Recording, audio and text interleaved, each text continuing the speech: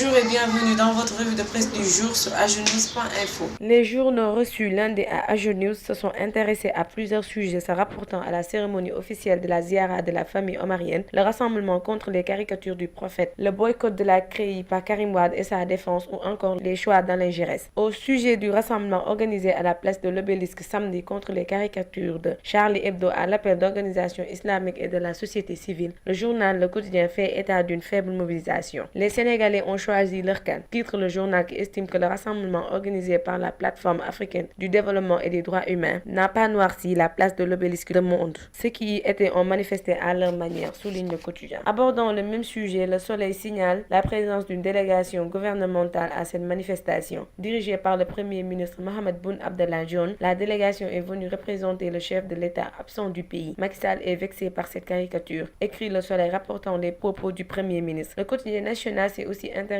à la clôture de la ziara de la famille omarienne, faisant un compte-rendu de la cérémonie officielle qui marque la fin de ces journées de prière et d'hommage de la famille d'El Hadj Omar Tall. Le Soleil rapporte que la famille est satisfaite du soutien du gouvernement. Au cours de la cérémonie officielle, le serviteur de la famille omarienne, le Khalif Thierno Madani Tall, a invité les fidèles à cultiver la paix et l'unité, rapporte le journal. Sud Quotidien jette son dévolu sur l'issue du procès de Karim Wade qui, avec sa défense, ont décidé de boycotter les audiences. Une fuite en avant, dénoncée par la partie civile à la une du journal.